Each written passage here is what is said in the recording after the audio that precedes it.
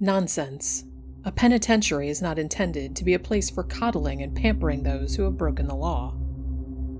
Stevenson, chairman of the prison commission, waved a fat hand in the direction of the convict standing at the foot of the table. This man, he went on, has learned in some way that the newspapers are gunning for the warden, and he is seizing the opportunity to make a play for sympathy on his own behalf. I'll admit that these tales he tells of brutality toward the prisoners are well told, but I believe that he is stretching the facts. They can't be true. Discipline must be maintained in a place like this, even if it requires harsh measures to do it at times. There is no call for brutality, however, exclaimed the convict, breaking the rule that prisoners must not speak unless they are spoken to. Then, ignoring the chairman's upraised hand, he went on, "We were treated like beasts here. If a man so much as opens his mouth to ask a civil and necessary question, the reply is a blow. Dropping a knife or fork or spoon at the table is punished by going without the next meal. Men too ill to work are driven to the shops with the butts of guns. Petty infractions of the most trivial rules mean the dark cell and a diet of bread and water. Do you know what the dark cell is? Solitary, they call it here. Hell would be a better name. Steel all around you, steel walls, steel door, steel ceiling, steel floor. Not a cot to lie upon, not even a stool to sit upon. Nothing but the bare floor. And darkness. Not a ray of light ever penetrates the dark cell once the door is closed upon you. No air comes to you except through a small ventilator in the roof. And even that has an elbow to keep the light away from you. Is it any wonder that even the most refractory prisoner comes out of there broken in mind, in body, in spirit? And some of them go insane, stark staring mad, after only a few hours of it. And for what? I spent 2 days in solitary because I collapsed from weakness at my bench in the shoe factory. See this scar? He pointed to a livid mark over one eye. A guard did that, with the barrel of his rifle, because I was unable to get up and go back to work when he told me. He knocked me senseless, and when I came to, I was in solitary. Insubordination, they called it. 2 days they kept me in there when I ought to have been in a hospital. 2 days of hell and torture because I was ill. People prate of reforming men in prison. It's the other way around. It makes confirmed criminals of them if they don't go mad first. The chairman wriggled in his seat and cleared his throat impatiently. We have listened to you for quite a while, my man, he said pompously, but I, for one, have had enough. 12 or more prisoners have testified here today, and none of them has made a statement to back up the charges you have made. And why? Demanded the prisoner. Because they are afraid to tell the truth. They know that they would be beaten and starved and deprived of their good time on one excuse or another if they even hinted at what they know. You wouldn't believe them anyhow. You don't believe me, yet I probably shall suffer for what I have said here. But that doesn't matter. They can't take any good time away from me. I'm in for life. His voice grew bitter. And that is one reason I have gone into this thing in detail, for my sake and the sake of others who cannot look forward to ever leaving this place. The law has decreed that we shall live and die here, but the law said nothing about torturing us. This board guaranteed its protection to all who were called upon to testify here, answered the chairman. It has no desire to whitewash any person in connection with the investigation which is being made, and in order that there might be no reflection upon the manner in which this hearing is conducted, neither the warden, his deputies, nor guards have been permitted to attend. Unless you have tangible evidence to offer us, and can give the names of those who can back up your charges, you may go. Just a minute. It was the board member nearest the prisoner who interrupted. Then, to the convict, you said, I believe, that only a few hours in the dark cell often will drive a man insane. Yet you spent 2 days there. You are not insane, are you? No, sir. The convict spoke respectfully. My conscience was clear, and I was able to serve my time there without breaking. But another day or so would have finished me. You testified against me at my trial, didn't you? I hold no grudge against you for that, sir. I give you credit for doing only what you thought was your duty. Your testimony clinched the case against me. Yet I am innocent. The chairman rapped sharply upon the table. I utterly fail to see what all this has to do with the matter under investigation, he protested irritably. We are not trying this man's case. The courts have passed upon that. He is just like all the rest. Any one of them is ready to swear on a stack of Bibles that he is innocent.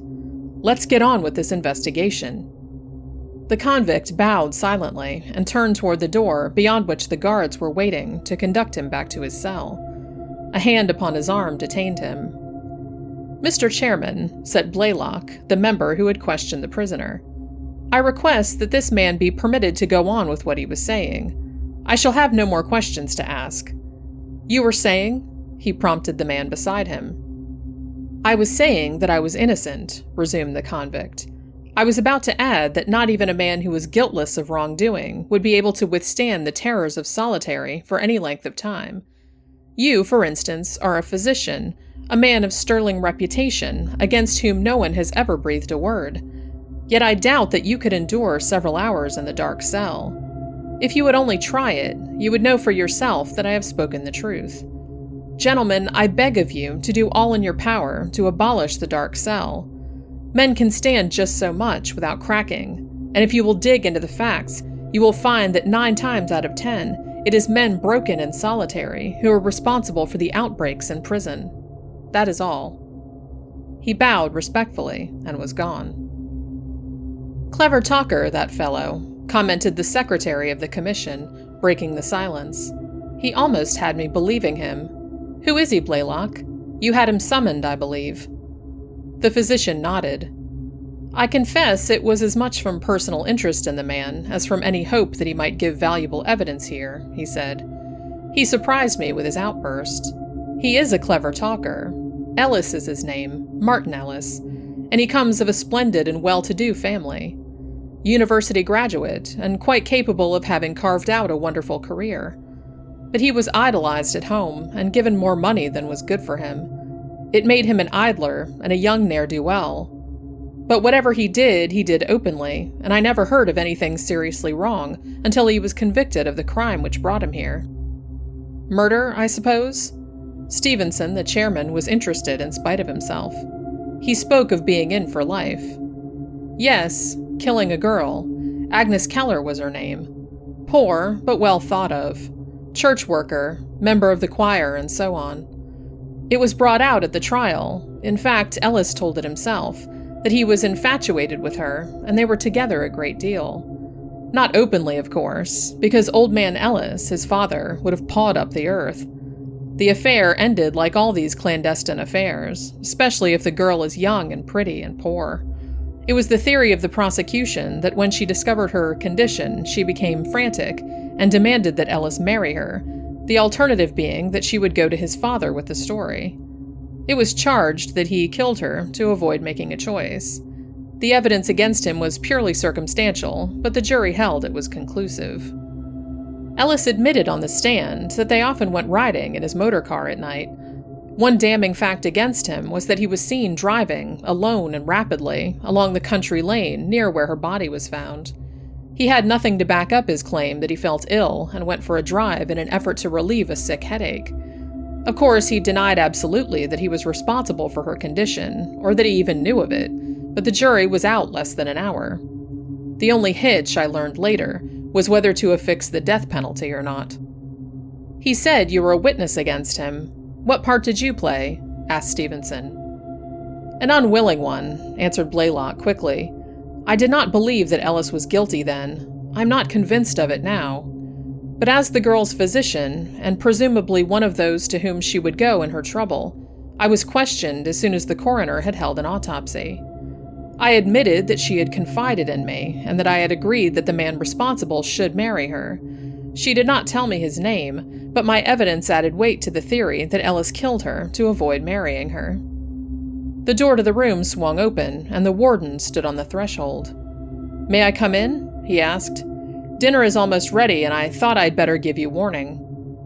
He crossed to an empty chair and sat down. "We concluded the taking of evidence quite a little while ago," said the chairman. "Since then, Dr. Blaylock has been entertaining us with the story of the crime of that fellow Martin Ellis. He was one of the witnesses. Quite unusual." Yes, the sheriff who brought him here told me all about it, answered the warden. He's hard to handle. Had trouble with one of the guards a while back, and we had to discipline him. 2 days in the solitary cell on bread and water, wasn't it? Asked Blaylock. He didn't have any good word for it. The warden flushed. Few of those who taste of it do, he admitted. Too much a matter of being left alone with your thoughts and your conscience. They'll punish you as much as anything can. Well, suppose you take an adjournment and come on to dinner. Will you want to make the regular inspection tour of the prison? Oh, sure, yawned the chairman. Undoubtedly everything is all right, as usual, but if we omitted it, the newspapers would have something to howl about.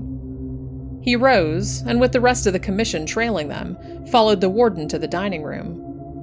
Well, let's make the inspection and have it over with, Stevenson suggested when the meal was finished. Where do we go first, warden? Through the shops and smaller buildings first, then the cells. That way you'll end up closest to the administration building, and you can go back into conference with the least delay. Uniformed guards stood smartly at attention as the warden piloted the commission through. Trustees ingratiatingly hovered about the party, eager to be of service. Great steel-barred doors swung open at the approach of the commission and clanged noisily behind it. The afternoon sunlight, slanting through the bars, relieved the somberness of the cell blocks and revealed them in their spick and spanness, made ready for the occasion. Well, everything seems to be okay, said the chairman as the party again drew near to the offices. Anyone else got any suggestions? Yes, I'd like to see the dark cell, answered the secretary. I don't recall ever visiting it, and that fellow Ellis interested me. He said it was a pocket edition of Hades. Where is it, warden? The ward assumed a jocular air. You'll be disappointed, he warned. It's down in the basement, where prisoners who want to do so can yell and scream to their heart's content without disturbing anyone. A trifle dark, of course, but if to some it is hell, it is because they choose to make it so. If you really want to see it, come ahead. It's not occupied, however. He did not mention that he had seen to that. With all this uproar about the management of the prison, it wasn't safe to take chances. The commission, he had foreseen, might decide to make a real investigation, and you never could tell in just what condition a man would be in after several hours in solitary. There you are, gentlemen, he said with a flourish of the hand when a trustee had switched on the lights in the basement. Not one dark cell, but half a dozen. He stood back as the members of the commission crowded forward and peered into the dark recesses. Over each doorway, a single electric bulb shone weakly, far too weakly for the rays to penetrate into the corners. The solid, bolt-studded doors stood open, formidable and forbidding. Any of you want to try it?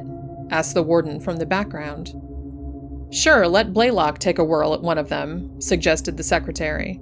His conscience ought to be clear enough not to trouble him. Go on, doctor. Try it and let us know how it feels. I'd do it myself, but I don't dare risk my conscience. Blaylock, standing just inside the doorway of one of the cells, turned and for a moment surveyed them in silence. Your suggestion, of course, was made in jest, he said. But, a sudden ring came into his voice, I am going to take you up on it. No, as a chorus of exclamations came from the others, my mind is quite made up. Warden, I want this as realistic as possible. You will please provide me with a suit of the regulation convict clothing. Well, of all the blamed fools, exclaimed the chairman. Then he gave his shoulders a shrug. Go on and get a zebra suit, warden. I only hope this doesn't get into the papers. A trustee was dispatched for the striped suit. When it had been brought, Blaylock already had removed his outer garments amid the banter of the others. He did not deign to answer them until he had buttoned about him the prison jacket and jammed upon his head the little striped cap. I guess I'm ready, he said then. You gentlemen have seen fit to ridicule the experiment I am about to make, but I say to you that I'm doing this in all seriousness. I do not believe that solitary is as bad as Ellis pictured it to us. I am going to find out. Warden, you will please see that conditions here are made exactly like those which surround a prisoner in this place. He whirled upon his heel and strode into the cell.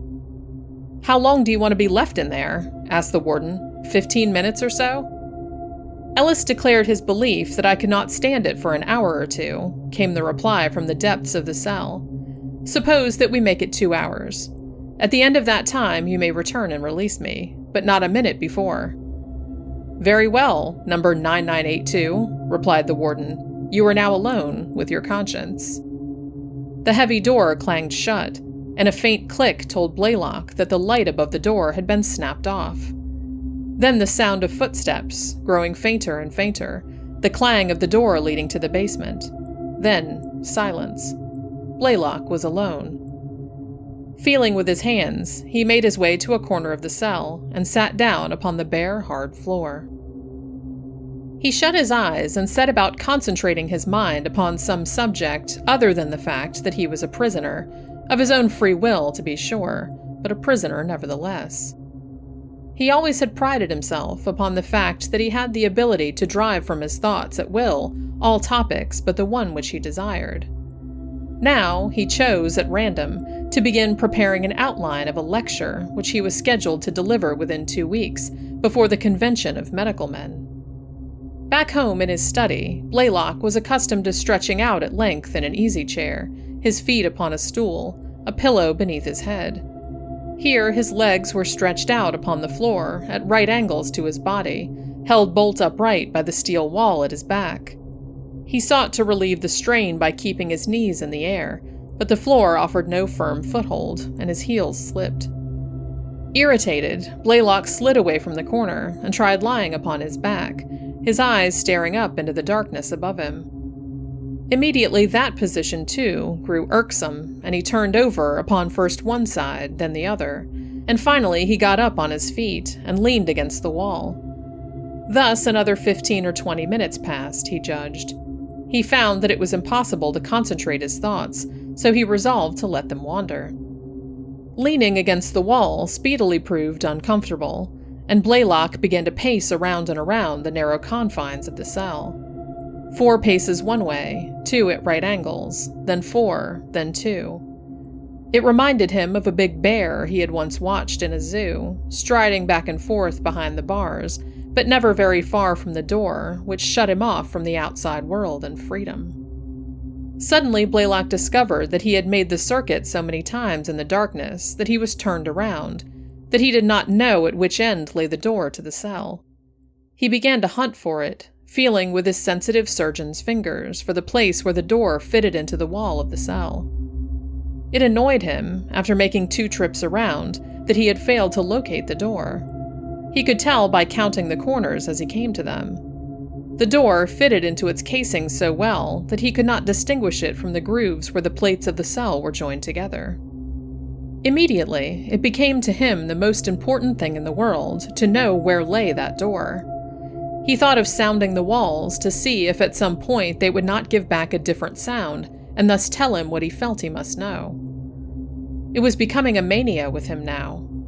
So gently, he began rapping with his knuckles against the steel, here, there, in one place, then in another. Then he tried it all over with his ear, trained to detect, even without the aid of a stethoscope, the variations in the beating of a human heart, pressed close against the walls. But again he was foiled. Every spot gave forth the same hollow sound. Angered, Blaylock kicked viciously against the insensate steel. Shooting pains in his maltreated toes rewarded him, and with a growl of anguish, he dropped to the floor to nurse the injured members. Then he became aware that his hands were stickily saturated, and he knew, when he discovered that his knuckles were skinned and raw, that it was his own blood. Desperately, he fought to regain his self-control in an effort to force himself to be bland and unruffled when the warden should come to release him, as Blaylock felt sure would be the case in only a few minutes at most. He caught himself listening intently for the footsteps of the warden, or some trustee or guard sent to release him. He strained his ears to catch the faraway clang which would indicate that someone was coming into the basement. But only the hissing sound of his own breath broke the tense silence. Funny, he thought, how very still things could be. It required no very big stretch of the imagination to picture himself as really a recalcitrant prisoner, slapped in solitary to ponder upon his misdeeds. Going further, he recalled a story, which he had read long ago, of a man who found himself to be the only living human being, the others having been wiped out in the flicker of an eyelash by some mysterious force. Why didn't the warden come on and let him out of here? Surely the 2 hours were up, and he was getting tired of it. It would never do, however, to be caught in this frame of mind when he was released. He must emerge smiling and ready to give the lie to that clever talker, Ilse. Once more he got up and began his circuit of the walls. He felt that he was master of himself again, and it would do no harm to try to solve the puzzle of the door that would not be found. Perhaps the warden had been delayed by some unexpected happening. Oh well, a few minutes longer wouldn't make any difference. Suppose that he were in Ellis's place, in for life. He didn't want to think of Ilse. But somehow the face of the lifer kept obtruding itself, his face and his words. What was it that Ilse had said? You, for instance, are a physician, a man of sterling reputation, against whom no one ever breathed a word. Yet I doubt if you could endure several hours in the dark cell. And the warden had added that in the dark cell a man was alone with his conscience. Damn that warden. Where was he anyhow? Blaylock began to dislike him. Perhaps there was something in those stories of brutality which the newspapers had printed after all. Dislike for the warden began to give way to hate. Blaylock wondered if the warden and that fat, pompous little Stevenson, chairman of the commission, hadn't got their heads together and decided it would be a good joke to let him stay in there a great deal longer than he had ordered. He would show them, once he got out, that he didn't relish that kind of a joke, that he wasn't a man to be trifled with. Thus another hour passed, as he reckoned it, and his anger and passion got the best of him. He kicked the walls and hammered upon them with his clenched fists, insensible to the fact that he was injuring himself. Then came fear that he had been forgotten. Suppose that there had been an outbreak in the prison, that the convicts were in control. Would they release him? Might they not wreak their vengeance upon him in the absence of another victim? He began to call, moderately at first, and pausing often to listen for some response, then louder and louder, until he was screaming without cessation. He cursed and swore, pleaded and cajoled, threatened and sought to bribe by turns, demanding only that he be taken from this terrible place. He was dead to the fact that it was impossible for anyone to hear him, that only the reverberation of his own voice, thunderous in that narrow place, answered him. Beating down from the ceiling, thrown up from the floor, cast back into his teeth by the walls, the noise of his own making overwhelmed him, crushed him. Stark terror held him in its icy grip now. His thoughts pounded through his brain like water in a mill race. The perspiration fell from him in rivulets as he hammered and smashed at the walls. His brain was afire. He began to realize that what Ilse had said very easily could be true. Men did go mad in this place. Why, he was going mad himself. Mad from the torture his body was undergoing. Mad from being alone with his own thoughts. There were more lucid moments when reason desperately sought to assert itself. Blaylock's cries became less violent, and, moaning and sobbing softly, he began all over again that endless circuit of the cell in search of the door. Failing, he raved again and staggered from wall to wall, or leaped madly toward the ceiling, as if, by some miracle, escape might lie in that direction. Exhausted at last, he sank to the floor, poignantly conscious that interminable nights and days were passing over his head, and that thirst and hunger, keen and excruciating, held him in their grasp. At intervals, strength would come back to him, strength backed by indomitable willpower that sent him lunging to his feet to renew his battering at the walls, his frenzied shouts and screeches, in just one more effort to make himself heard. His knuckles were broken and bleeding, his lips cracked and swollen, his voice came out shrilly from his dry and racked throat, his body and legs were succumbing to a great weariness that would not be denied. Came the time at last when his own voice no longer dinned into his ears, when his legs refused to obey the will that commanded them to hoist him upon his feet, when he no longer could lift his hands. His spirit was broken at last, and he gave up the struggle and sank back upon the floor. And all around him the darkness shut down, the darkness and the silence. Then the door was thrown open, and framed in silhouette against the light beyond stood the warden. "Got enough, Doctor?" he called out cheerily. "Your 2 hours are up. Why don't you answer me? Dr. Blaylock, what's wrong, man?"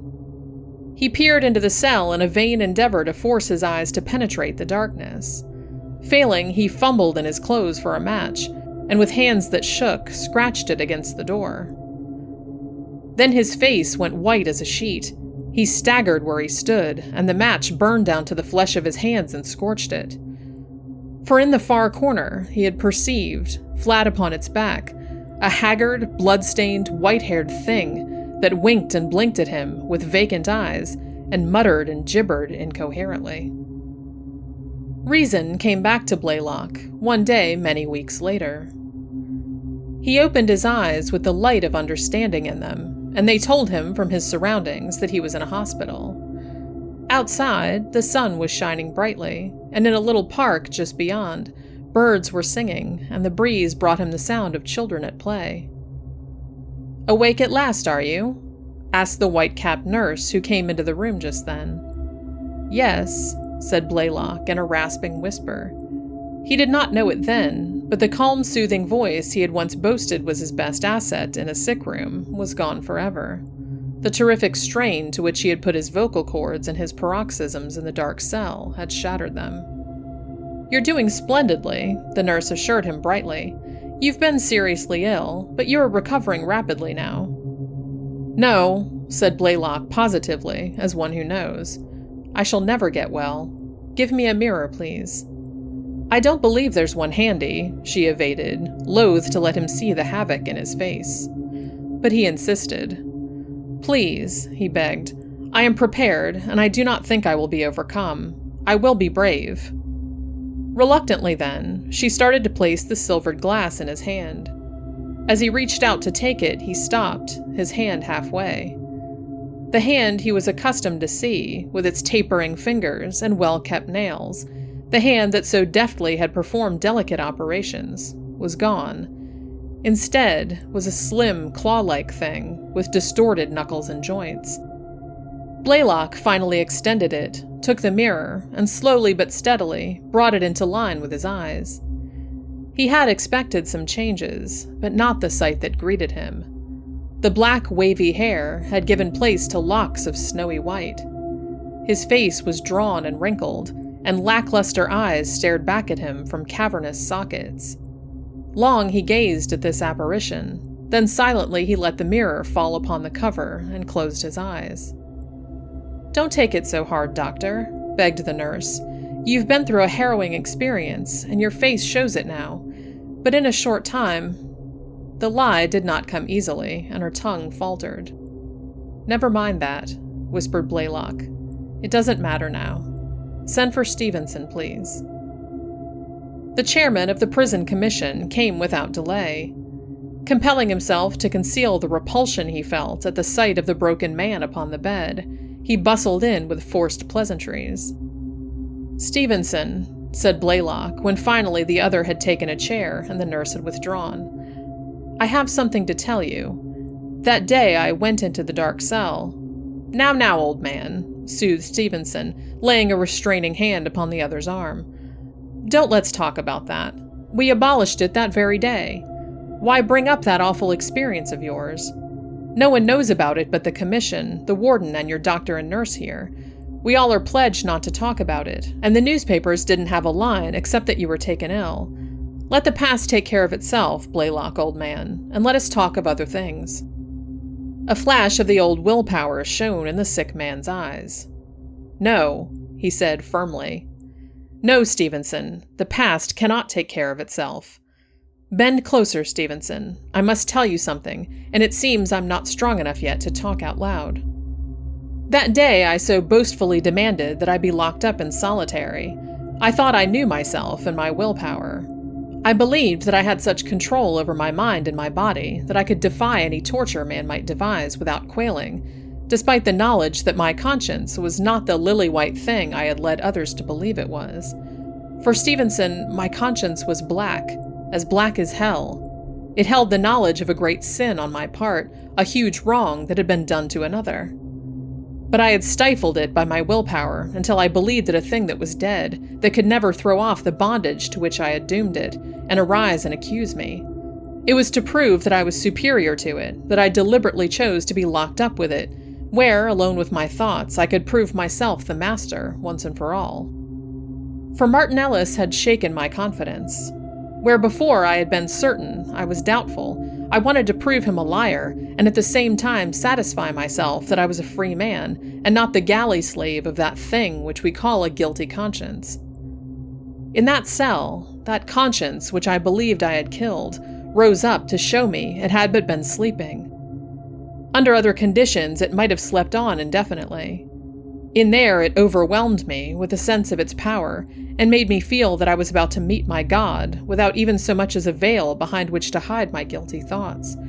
No matter which way I turned, I saw an accusing finger pointing at me out of the darkness, and the solitude was shattered by a voice which cried out that those who sin must pay and pay until the slate is wiped clean.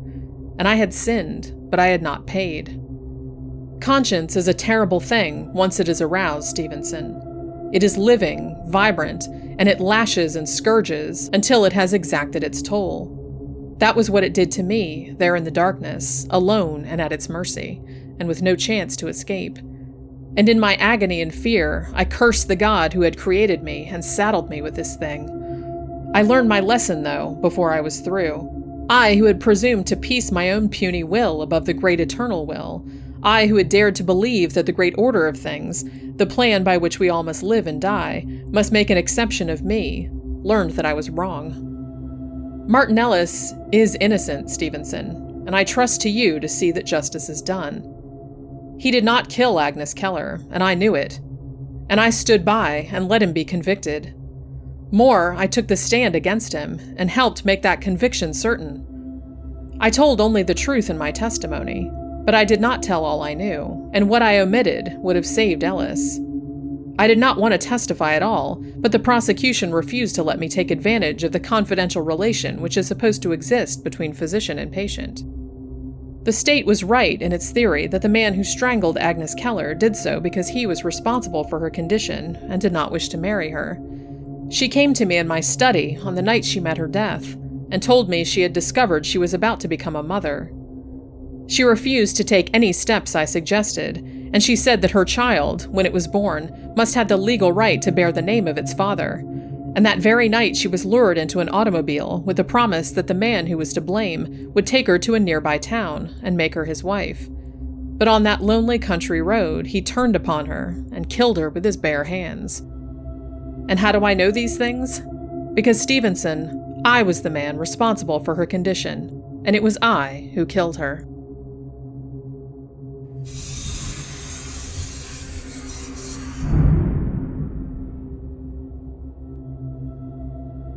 If every one of the 60 guards and officials at the Granite River prison had been asked for the name of the most popular guard on the force, there would have been 60 answers, Asa Shores. If each of the 1,500 convicts in the prison had been asked which guard was the most disliked by the convicts, 1,500 answers would have been the same, Asa Shores. If some curious person had asked of each convict and each guard who is considered the most desperate, the hardest, the shrewdest criminal in the prison, the answer would have been unanimous, Malcolm Halsey, the lifer.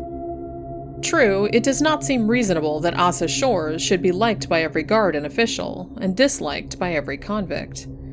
To those not familiar with the duties of prison guards, it would seem that Asa Shores' method of handling the convicts, if disapproved of by 1,500 convicts, would surely be disapproved of by at least one of the 60 guards. But the explanation is simple. Asa Shores' great-great-grandfather had followed the prisons as mariners follow the seas. Then Asa's grandfather took up the work and followed it, with an iron hand and inflexible will, until one day a cell-made knife in the hands of a longtime con entered his back at a point where his suspenders crossed, deviating enough to the left to pierce his heart. Came next Asa Shore's father, who went down in attempting to quell the famous Stromberg break of 1895. Asa, therefore, his prison methods impelled perhaps by heredity, looked upon every wearer of gray behind the walls as a convict, nothing more, nothing less. He neither abused nor favored any convict. A 1-year man was to Asa a convict and no better than the man who was serving a life sentence. The crime for which any convict was sent up was of little moment to Asa, neither did he bother about who among the inmates was considered desperate. The fact that a man wore prison gray was sufficient, whether he be a 6-month sneak thief or a 99-year murderer.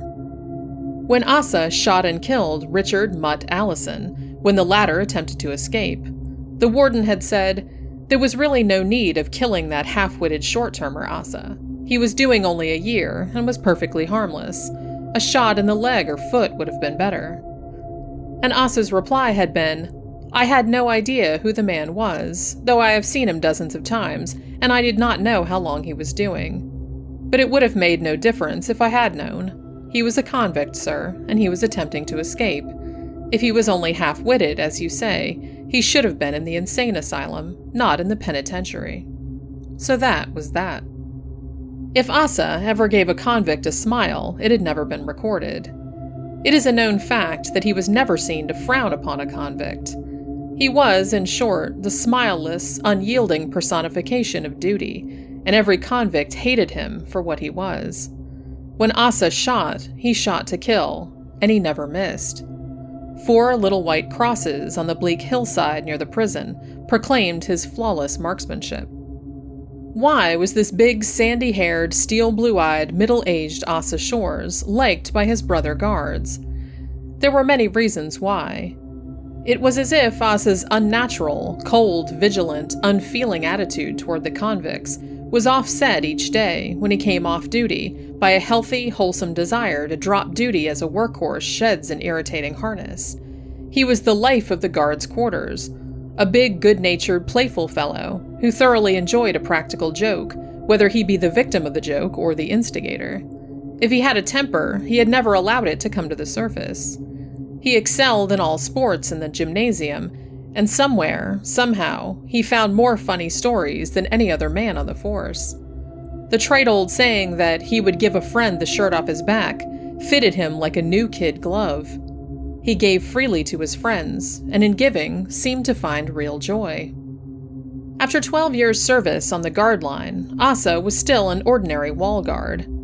This would seem discouraging to many, but not so to Asa. It was not generally known that he drew a larger salary than did the other wall guards. He was an excellent wall guard, hence he was kept on the wall, while newer men on the force were promoted to better positions. But Asa drew the salary of a shift captain, and was therefore content. He did not even seem to mind when he was taken from comfortable Tower No. 1, morning shift, and detailed permanently to Tower No. 3 on the graveyard shift, at night from 8 p.m. to 4 a.m. This change was deemed necessary for several reasons. First, because Asa positively refused to discriminate between short-termers and long-termers, or desperate men and harmless nuts, when using his rifle to stop a break or the attempt of a single convict to escape. The men being locked in their cells at night, Asa, as a night guard, would have little opportunity to practice rifle shooting with a running convict as the target. Another reason for detailing him to Tower No. 3 was because trouble was expected some night at that point in the yard, and with Surefire Asa on the job, the officials felt that any attempt of the convicts to escape would be promptly frustrated. One of Asa's wholesome habits, when no convicts were near him, was singing. It was not singing really, but Asa thought it was, and he shortened the long lonesome hours at night on Tower No. 3 with songs. Song, rather, because he knew and sang but one. It was not a late or popular song, and as Asa sang it, it sounded like the frogs that croak in the marshes at night. When I die and am buried deep, I'll return at night to take a peep at those who hated me. I'll haunt their homes and spoil their sleep, chill their blood, the skin will creep on those who hated me. Not a pretty song, nor did it make cheerful those guards who passed near Tower No. 3 while making the night rounds. But Asa loved that song. It was while the wall was being extended another 200 feet to make room within the enclosure for a new cell house that Asa shot the lifer, Malcolm Halsey. The end wall, extending from Tower Number 3 to Tower Number 4, had been torn down, and the stones moved 200 feet farther south to be used on the new wall. A temporary barbed wire fence had been erected about the area in which the convicts worked on the new wall. Extra armed guards were stationed at intervals of 50 feet outside the enclosure to guard the working convicts. Malcolm Halsey had successfully feigned illness one day and was allowed to remain in his cell. Cell house guards had seen him lying in his bunk, only the top of his head showing above the blankets. At lockup time, the cell house guards making the count saw a foot protruding from under the blankets in Halsey's bunk, and what they believed to be the top of his head showing at the head of the bed. At 10:15 that night, the eagle-eyed Asa Shores, on Tower Number 3, saw a dark figure slip under the lower wire of the temporary fence and run. Asa fired once and saw the man fall. Then Asa, to comply with the prison rules, yelled, "Halt!" The command, of course, was needless, Halsey having halted abruptly when a .30-30 rifle ball plowed through his shoulder. After the convict had been carried to the hospital, his cell was opened by the curious guards. A cleverly carved wooden foot protruded from under the blankets at the foot of the bed. Several bags of old clothing reposed under the blankets, and a thatch of black horsehair showed at the head of the bed. Before Halsey left the hospital, the new wall was completed. Tower Number 4, across from Tower Number 3, had been torn down, and a new Tower Number 4 built on the new corner of the wall, 200 feet farther south. On the other corner, across from new Tower Number 4, was new Tower Number 3. Old Tower Number 3 was left standing until further orders. Asa Shores remained on the graveyard shift on Old Tower Number 3. While off duty one day, Asa, prowling about inside the walls, met Malcolm Halsey. The lifer was still a bit pale and worn from the gunshot wound. "One thing I'd like to have you explain, Mr. Shores," said Halsey. "You plugged me in the shoulder, then yelled, 'Halt!' Why didn't you command me to stop before firing?" "Well, it was this way, Halsey," Asa replied, unsmiling and looking the convict squarely in the eye. "I aimed at the spot where I calculated your heart ought to be, but the light was poor and I had to shoot quick. I naturally supposed you were dead when I commanded you to halt, and believing you dead, I could see no reason for being in a hurry with the command. Sorry I bungled the job that way, but my intentions were good." "But," the scowling lifer persisted, "you haven't told me yet why you shot before commanding me to halt." "Oh, that?" Asa drawled with a deprecatory shrug of his massive shoulders. "That is merely a matter of form with me. I, very often, after shooting a convict, yell halt sometime the next day, or week. Besides, if you had a nice chance to bump me off, you wouldn't say, 'Beware, Mr. Shores, I'm about to kill you.'" For a half-minute, convict and keeper gazed into each other's eyes. "I get you," Halsey finally said, "and I guess you're right. I have an idea, though, that my turn comes next, Mr. Shores, and there'll be no preliminary command or argument." "Fair enough, Halsey," Asa replied as he turned away. At last, the big new cell house was completed. Asa wondered whether he would be left on Old Tower Number 3. It had been decided, he knew, that the old tower would be left on the wall, but perhaps not used. To celebrate the completion of the new building, the warden declared a holiday and issued orders that all the inmates be given the privilege of the yard that day. There was to be wrestling, boxing, foot racing, and other sports. Asa Shore's sleeping quarters was a low-ceilinged room on the ground floor in one of the towers of the old cell house. Asa had been warned a number of times that his room was not a safe place to sleep in the daytime. Convicts in the yard could enter the room at any time during the day, without being seen by the yard guards or wall guards. Though the one door to the room was thick and heavy, Asa seldom, if ever, locked it. Asa had risen in the afternoon, complaining to himself about the noise being made by the convicts in the yard.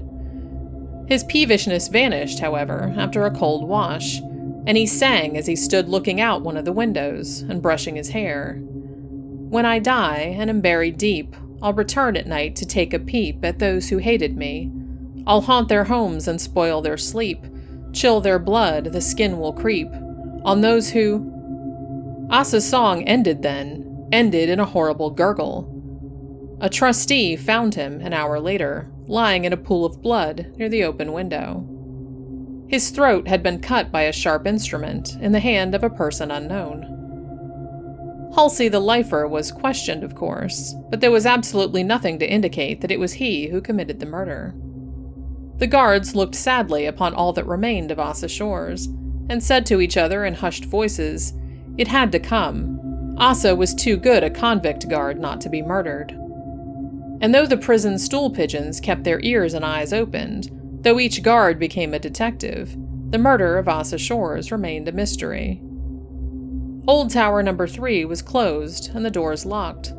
There was no immediate use for it, but the warden was contemplating the advisability of having another guard's entrance gate cut through the wall under the tower. In this case, of course, the tower would be used again. Night Captain Jesse Dunlap sat alone in the guard's lookout, inside the walls, at 1 o'clock on the morning following the murder of Asa Shores. Bill Wilton, the night yard guard, was making his round about the buildings in the yard. Captain Dunlap lazily watched the brass indicators on the report board before him. The indicator for Tower No. 1 made a half-turn to the left, and a small bell on the board rang. The captain lifted the receiver from the telephone at his elbow and received the report. Tower No. 1, Anderson on duty, all okay. Dunlap merely grunted a response and replaced the receiver on the hook. Presently, the indicator for Tower No. 2 turned to the left, the bell tinkled, and Dunlap again took the receiver from the hook. Tower No. 2, Briggs on duty, all okay, came the report over the wire. Then came new Tower No. 3, next Tower No. 4. From the 3 outside guard posts came the reports, and one from the cell house, each guard turning in his post number, his name, and the usual okay. All the indicators on the board, except that for Old Tower No. 3, were now turned. Captain Dunlap relaxed in his chair, sighed heavily, and lit his pipe. Lazily, his eyes wandered back to the indicator board. The unturned indicator for Old Tower No. 3 held his gaze, and utter sadness gripped him for a moment. Night after night, promptly on the hour, he had seen the indicator for Old Tower No. 3 flip jauntily to the left, and had heard the tinkle of a little bell on the board. It had always seemed to him that the indicator for Asa Shores Tower turned with more pep than the other indicators, that the bell had tinkled more cheerily, that good old Asa Shores' report carried a note of cheerfulness that lightened the lonesome watches of the night. Now the old tower was cold, even as poor old Asa was cold. The doors were locked and barred. Never again, thought Dunlap, would be heard Asa Shores' familiar song on the quiet night air. What were the words to that song?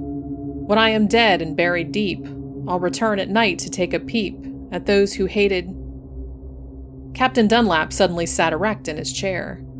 The pipe fell from his lips and clattered on the floor, as his lower jaw dropped and his eyes opened wide, to stare at the indicator board. The indicator for Old Tower No. 3 was moving. Moving, not with a quick turn to the left, but in a hesitant, jerky way that caused the root of every hair on Captain Dunlap's head to tingle. Never before had the captain seen an indicator behave like that. In fact, the indicator system was designed and constructed in such a way that, being controlled by electric contacts, the various indicators would snap into position when a push button in each tower was pressed by the guard on duty in that tower. In short, an indicator, in accordance with all the rules of electricity as applied to the system, must remain stationary or jerk to the left when the button in the tower was pressed. But here was indicator for Old Tower No. 3 wavering, trembling to the left, only to fall back repeatedly to a vertical position. Then again, jerkily, hesitantly to the left, as if a vagrant soul strove to brush aside the veil that banished it from the living. Captain Dunlap sat rigid and watched the uncanny movements of the bright brass indicator. Vague, fleeting, chaotic thoughts of crossed wires, practical jokers, wandering souls tumbled one after another through his brain. If only the bell would not tinkle. If it did ring, Well, death then, though it had taken away what was mortal of Asa Shores, had not conquered his eternal vigilance and strict attention to duty. Farther to the left wavered the indicator, hesitantly, uncertainly. The bell rang. A weak, slow ring it was, that sounded strange and unnatural in the death-like silence of the dimly lighted lookout.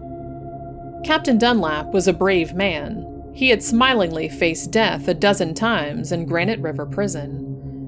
But always his danger was known to be from living, breathing men. Abject terror gripped him now, a nameless terror that seemed to freeze the blood in his veins, contract every muscle and nerve of his body, smother his heart. But even then, reasoning struggled for recognition in his mind. What if it were a part of Asa Shores, a part of him that remained on Earth to defy death and carry on? Hadn't Asa always been Captain Dunlap's friend? Why should he fear the spirit of a friend? Dunlap reached forth a trembling hand, took the receiver from the hook, and slowly, reluctantly, placed it to his ear. How he wished, hoped, prayed that no voice would come over the wire. But it did come, preceded by a faint, whispering sound. A long pause, then weakly, almost inaudibly, as if the message came from 1,000,000 miles away.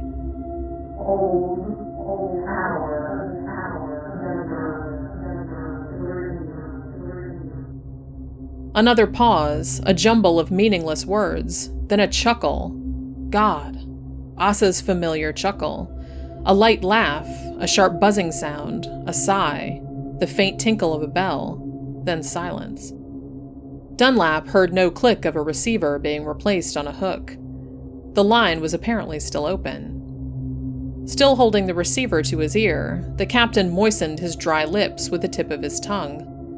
His free hand went involuntarily to his forehead in a vague, uncertain gesture and came away damp with perspiration. Must he answer that ghost call? Must he speak to that thing that held the line?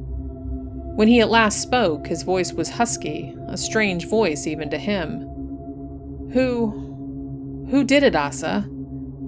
If you are dead, if this is you, Asa, tell me. Who did it? Again that queer, unfamiliar buzzing sound. Then, from old tower number 3, or from beyond the grave perhaps, came a faint, whispering, uncertain voice.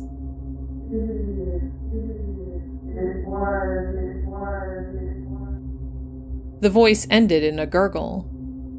Dunlap replaced the receiver on the hook, and as he did so, his eyes rested on the indicator board, and he gasped sharply, for the indicator for old tower number 3 went wavering, trembling back to a vertical position on the time dial.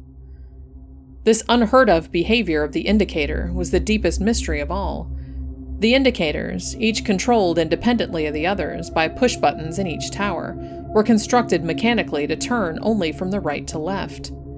The indicator for old tower number 3 had turned back from left to right. Captain Dunlap made no effort to solve the mystery. Old tower number 3 was securely locked and could not be approached except by crossing over the wall from new tower number 3 on the southeast corner of the wall, or from tower number 2 on the northeast corner of the wall. Dunlap himself had closed and locked the doors and windows to the tower. There was but one key to the tower doors, and that key was in Dunlap's pocket. Unlike the other towers, old tower number 3 could not be entered from the ground outside the wall. It was built solidly of stone from the ground up, and the only entrances were the 2 doors communicating with the top of the wall on either side of the tower. Besides, strict orders had been given that no one enter the tower unless ordered there by a shift captain. And 2, in the glare of the arc lights near the wall, it would be impossible for anyone to cross the wall to the tower without being seen by the other wall guards. Could the mysterious report have come from one of the other wall towers? Impossible for this reason. When the push button in one of the wall towers, say that in old tower number 3, was pressed by the man on duty there, the indicator on the board in the captain's lockout turned to the left a quarter turn on the time dial, The small bell on the board rang, and all telephone connections with the other towers were automatically cut off until the captain had replaced the telephone receiver on the hook after receiving the report from Old Tower number 3. Dunlap said nothing to Bill Wilton when the latter returned to the yard lookout after making his round in the yard. It would be best, he reasoned, to say nothing to anybody about the mysterious call. They would only laugh at him if he told them about it. If the indicator had not returned to a vertical position on the time dial, he would have some proof on which to base his wild story of the ghost call. But the indicator had, before his own eyes, returned to its former position after the call. An hour later, at 2 a.m., Dunlap fearfully watched the indicator for Old Tower number 3. Reports from all other posts had been received. Then, just once, the indicator trembled uncertainly, made almost a quarter turn to the left, and snapped back to a vertical position. At 3 o'clock, it did not move, nor did it at 4 o'clock. A week passed. Not a tremor disturbed the ghost tower indicator. Then, one morning at 1:30, an unearthly piercing scream in the cell house awakened half the men in the building and sent the cell house guards scurrying down to cell 21 on the corridor, for it was from this cell that the blood-chilling scream had come. The bloodless, perspiration-dampened face of Malcolm Halsey, the lifer, was pressed against the bars of the cell door when the guard arrived. The convict's great hands grasped the bars, and his 250-pound bulk, clad only in a regulation undershirt, twitched, started, and trembled from head to foot. A horrible fear distended his eyes, his teeth clicked together, and the muscles of his face worked spasmodically. "Sick, Halsey?" the guard demanded, hardened to such nerve-shattering outbursts in a building full of tortured souls. I saw, Halsey began, his teeth chattering and rendering speech well-nigh impossible. I saw... Mr. Hill, please give me a cellmate. Now, tonight. I'm a sick man, Mr. Hill. Nerves all shot to pieces, I guess. Can't I have a cellmate to talk to, Mr. Hill? What did you see? The guard asked. He was standing right where you are now, Halsey whispered hoarsely. Pointing his fingers at me, he was, when I opened my eyes and saw him. Smiling, too. A violent shudder. I could see through him, Mr. Hill. Could see the bars on that window beyond him. Who? See who? The guard interrupted. Halsey seemed to realize then that he was talking too much, that he was not conducting himself as the hardest convict in the prison should. Why, he stammered, I thought I saw an old pal of mine. He's been dead a long time. Nerves, I guess. Thinking too much about my old pal in the good old days. Nightmare, I guess. Yeah, nightmare is right, the unsympathetic guard growled. But don't let another blat like that out of you, or we'll throw you out into the padded cell. Got the whole wing stirred up. Get to bed now and forget that good old pal of yours. If only I could, Halsey whispered huskily to himself as he got back into the bunk. 2 weeks passed. There were no more outbursts from cell 21. The ghost tower on the wall was silent, cold. Then, at 2 o'clock one morning, Captain Dunlap saw the indicator move. It sickened him, made him wish ardently that he was 1,000 miles from Granite River Prison. The indicator moved slowly, hesitantly, to the left, and the bell tinkled weakly. The captain placed the receiver to his ear, but no sound came. The line was dead. The indicator fell back to its original position as the captain replaced the receiver on the hook. A few minutes later, the yard guard entered the lookout. Bill Wilton, the regular yard guard on the graveyard shift, was away on leave, and the substitute guard was new at the position. Didn't I understand you to say, Mr. Dunlap, the new guard said, that there was no one on Old Tower number 3? You sure did, Dunlap answered. The guard pulled his left ear and looked puzzled. Funny, he finally remarked. I was sure I heard somebody in that tower, singing soft and low-like, when I passed under it a few minutes ago. What was he singing? The captain asked, bending forward and fixing a penetrating gaze on the recent arrival at the prison. Let me see now, said the guard meditatively. Couldn't make out much of the song. Something about when I die in the ocean deep? No, that wasn't it. When I die and am buried deep, that's it. Then there was something in it about this dead guy coming back to haunt people, and a lot of bunk like that." "I see," said Dunlap as he eased himself out of the chair. "I'm going up and have a look around in the tower.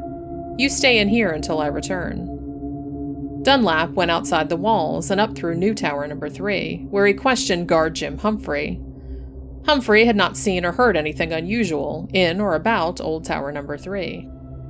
Captain Dunlap, as he walked over the wall toward the ghost tower, admitted frankly to himself that he was scared stiff. Pausing at the door, he glanced nervously through the window. The yard lights lit up the interior of the tower sufficiently to assure him that no one, or thing, was inside.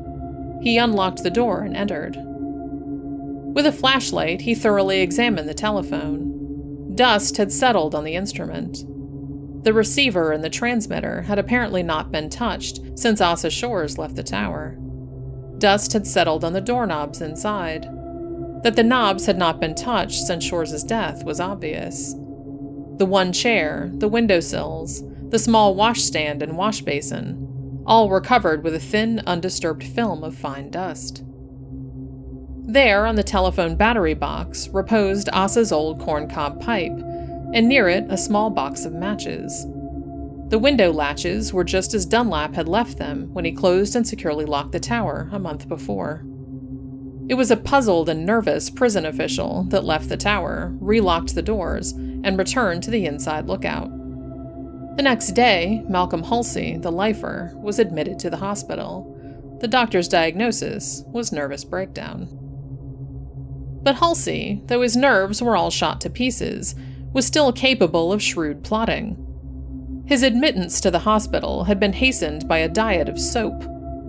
Halsey was so anxious to get far away from Granite River Prison, and was so certain of his ability to do so if he could only be admitted to the hospital, that he had resorted to the old but effective expedient of soap eating. Soap, taken internally in small doses, will produce various baffling and apparently serious physiological changes in the body. Halsey looked and felt sick, but he was not dangerously ill. For many months, Malcolm Halsey had been watching closely the movements of the night guards. During his stay in the hospital, while recovering from the gunshot wound in his shoulder, he had doped out a possible means of escape, and he was on the point of making the attempt when the doctor pronounced him sufficiently recovered to be returned to the cell house. The lifer's plan of escape was simply this. At midnight, while Captain Dunlap and his crew were on duty, the yard guard made his round, counted the patients in the hospital, and left the yard through the guard's gate to eat his lunch in the guard's dining room outside the walls. When the yard guard returned to the inside lookout, he carried with him a hot lunch for Captain Dunlap. In counting the men in the hospital, the yard guard did not, as a rule, enter the building. He merely turned on the lights in one large ward and looked through the window. The convict hospital nurse on night duty stood ready, and when the lights were turned on, proceeded from bed to bed, and partly uncovered each patient, so that the yard guard outside could see and count them. There were several factors in Halsey's favor now, one being that a new substitute guard was on duty over the guard's entrance gate during the absence of the regular guard who was away on vacation. There was only one patient in the hospital, besides Halsey. The yard guard must be lured into the hospital, overpowered, his uniform stripped from him. Then Halsey, garbed in the uniform, would attempt to deceive the guard at the gate and be given the keys. At 15 minutes to midnight on Halsey's first day in the hospital, the lifer quietly rose from his bed, while the white-clad convict nurse's back was turned. 3 minutes later, the unsuspecting nurse had been neatly laid out from a well-directed blow behind the ear, bound with sheets, gagged, stripped of his white suit, and tenderly tucked in the bed recently occupied by Mr. Malcolm Halsey. The other patient, a feeble old convict, was gagged and tied down in his bed with sheets. Halsey then donned the nurse's white suit, and after arranging the nurse and the old convict in their beds so that they appeared to be sleeping peacefully, the lifer lay face down on the floor and awaited developments. At 12 o'clock, the new guard appeared at the hospital window and switched on the lights. Having counted the men in the hospital every hour since 8 o'clock, the guard intended now to give the patients a hasty glance and proceed to the gate. There were his two patients, apparently sleeping peacefully. But where was the nurse? Halsey's heart pounded like a riveting hammer as he lay sprawled on the floor. Would the ruse work? Would the guard enter the hospital to investigate, or would he report to Captain Dunlap when he saw the white-clad figure on the floor? The guard's eyes then rested on the man on the floor. "Huh," he exclaimed. "Funny place for Nursey to be sleeping." But the nurse's sprawled form did not indicate slumber. The guard was puzzled. Perhaps the nurse had fainted, or fallen and hurt himself. The guard tapped on the window with a key. No answer, no movement of nurse or patients. Then the unsuspecting Shrew unlocked the door and entered. An older guard would have reported to the captain. He was in the act of bending over to turn the pseudo-nurse upon his back, when his ankles were suddenly seized and his feet jerked from underneath him. The guard's head struck an iron bedstead as he fell, thus relieving Halsey of the unpleasant job of beating him into unconsciousness. Several minutes later, the lifer, wearing the guard's uniform, boldly approached the gate. "What's on the menu tonight, Frank?" Halsey casually asked, pulling his hat further down over his eyes. "Same old thing, hash," the gate guard answered as he lowered the keys. Though the suspense, anxiety, and uncertainty were terrible, Halsey whistled calmly as he unlocked the first gate. The large bull lock on the outside gate was not so easily unlocked. Halsey fumbled, his hands shook, in spite of all he could do to keep it up, wheezed and went off key, then died in a discordant wail. "Say," the gate guard suddenly blurted, "look up here. By cracky, your actions don't look good to me." Halsey did not look up. He gave the key another frantic twist, and the lock opened. In that short space of time, the wall guard had raced into the lookout and seized a shotgun. As he stepped to the door of the lookout, a dark figure disappeared around the corner of a building 20 feet from the gate. A moment later, the alarm in the guards' quarters rang frantically, and a dozen sleepy-eyed men tumbled from their beds, slipped on shoes and trousers, and ran out into the yard. The gate guard could only tell where he last saw the escaping convict. To capture the man on such a dark night seemed hopeless, considering, too, that the fleeing man had a 7-minute start. However, the half-dressed guards scattered and made for the heavy willow thicket several hundred yards beyond the spot where the convict was last seen. For 5 minutes after the pursuing guards disappeared in the darkness, silence reigned over the prison.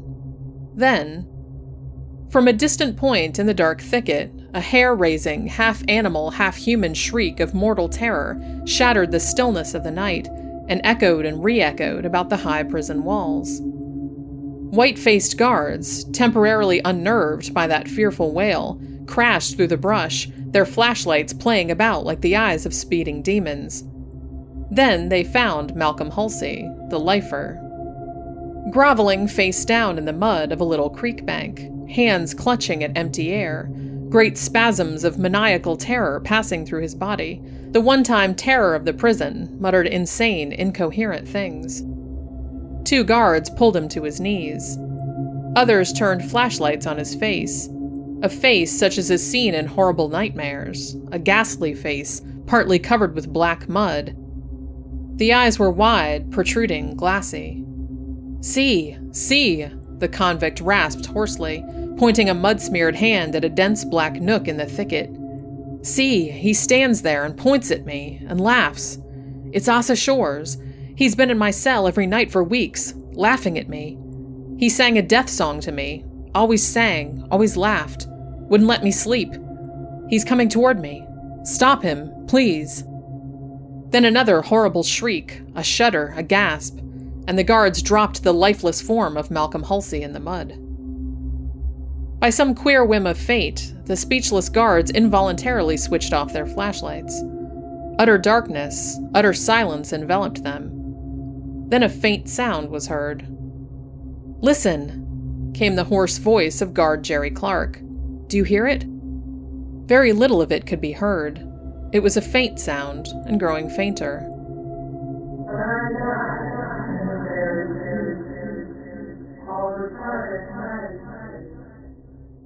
Then it was gone, and all was still again.